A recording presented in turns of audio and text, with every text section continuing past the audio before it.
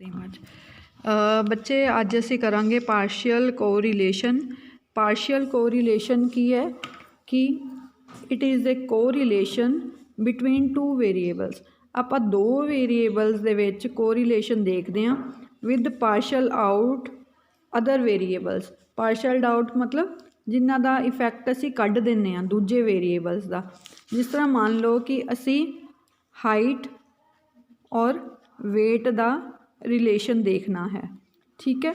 Height और wait जिहड़ी है जिवें जिवें बच्चे की हाइट वधदी है उवें उवें वेट भी वधदा है। जे हाइट घट है तो वेट भी घट होएगा। पर यह दोनों चीज़ों के उपर एज का भी इफैक्ट पैंदा है।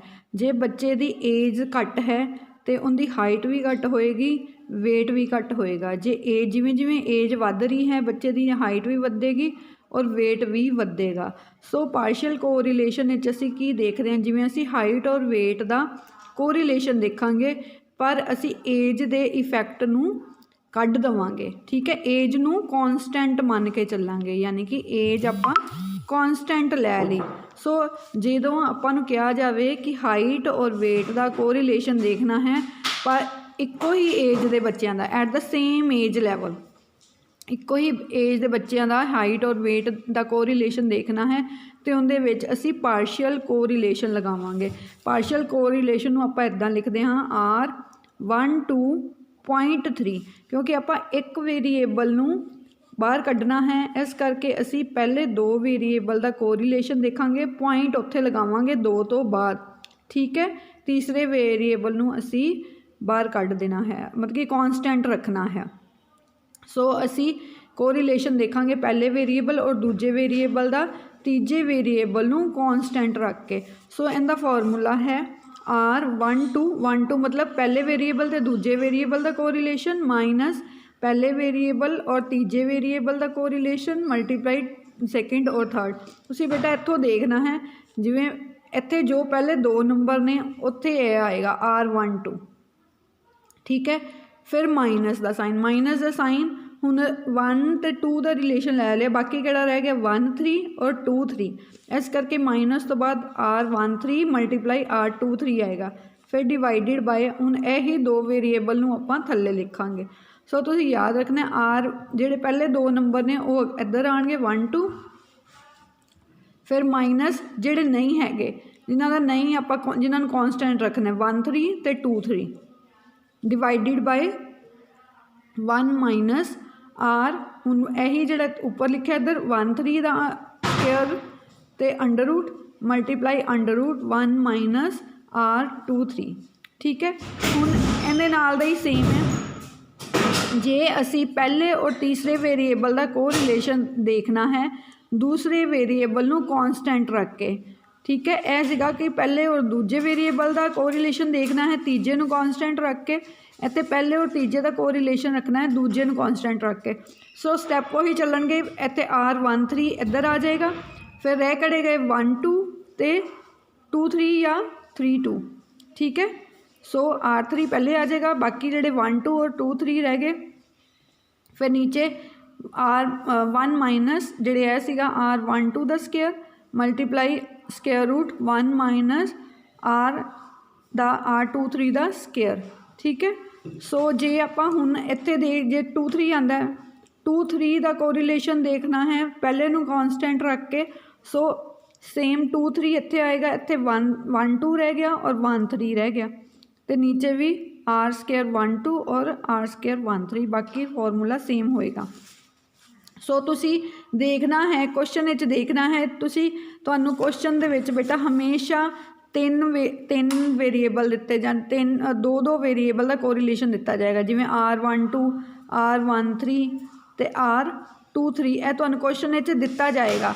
बस तुसी कड्ढण दे लई तुहानू किहड़ा क्या है वो तुसी देखना है।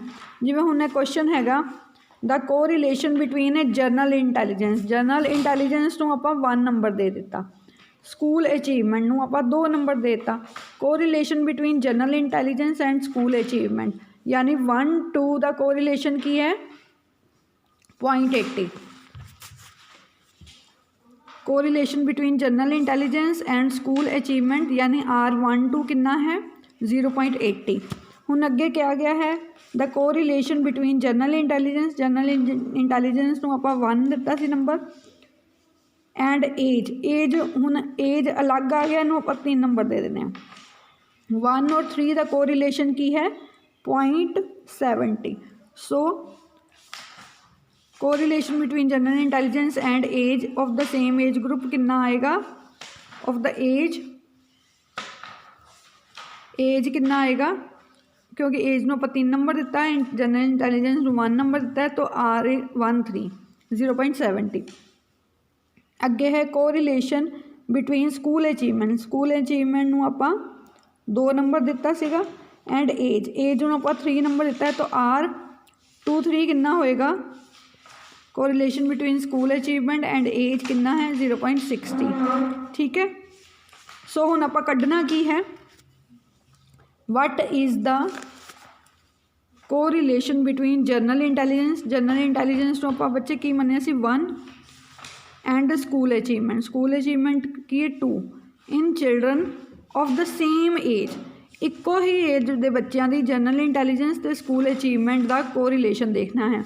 यानी असी लभना की है R12 एज नूं असी कॉन्सटेंट रख के, कॉन्सटेंट मतलब इक्को ही एज के बच्चे लैने हैं, इस करके असी पार्शियल कोरिलेशन लगावांगे जिंदे असी जनरल इंटैलीजेंस तो स्कूल अचीवमेंट का कोरिलेशन देखांगे इक्को ही एज ग्रुप के बच्चे यानी कि 0.3। सो फॉर्मूला क्या लगेगा, R12 minus R13 23 1 minus R square 13 का under root multiply 1 minus R23 का स्केयर का अंडर रूट। सो आप वैल्यूज़ पुट कर देनी है, R12 की वैल्यू कितनी सी 0.80 माइनस R13 की वैल्यू कितनी सी 0.70, R23 वैल्यू कितनी सी 0.60।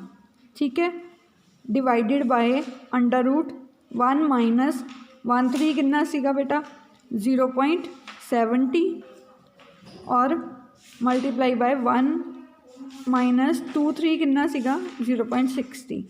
ठीक है, एंड द स्केयर फिर अंडर रूट। फॉर्मूला बेटा तुसीं याद रखना है।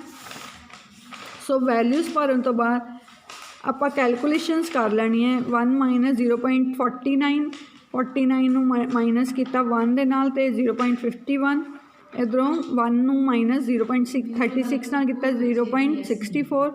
सो 0.51 का अंडर रूट निकाल के वैल्यूज़ 0.714 0.64 का अंडर रूट वैल्यू आती 0.8। सो कैलकुलेशनस करन तो बाद अपना आंसर आ जाता है 0.66, क्योंकि थर्ड नंबर जो 5 या 5 तो ऊपर होएगा तो सैकेंड 1 ऐड कर देना 0.67। सो कोरिलेशन कितना आ गया 0.67।